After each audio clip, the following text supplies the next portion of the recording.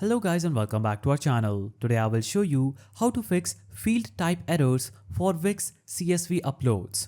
So, if you're uploading a CSV to Wix but facing field type errors, this tutorial will walk you correcting column types, formatting issues, and ensuring a smooth import in Wix.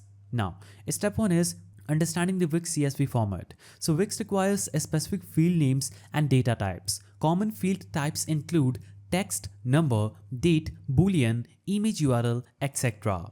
Download Wix sample CSV template to see the expected format. Go to Wix dashboard, navigate to store products, navigate to import, and navigate to download template. Open your CSV in Excel or Google Sheet and ensure that the text fields contain only plain text. Number fields don't include symbols, and date fields follow the format that is year, month, and date. Boolean fields are marketed as true or false. Now, make sure that the headers match Wix expected labels exactly. For example, product name, not name of the product.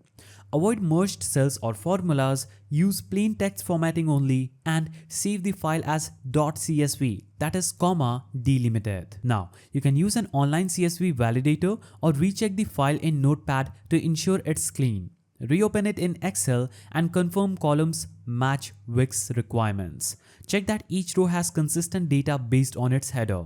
Now, you can re-upload to Wix. Go back to Wix dashboard, navigate to store products, navigate to import, and select your updated CSV file and upload. If any error pops up again, click download error log to see which row or column caused the problem. And that's it. That's how you fix the field type errors for Wix CSV uploads. If this video helped, leave a like or comment with any questions. Don't forget to subscribe for more Wix tutorials. I'll see you in the next one.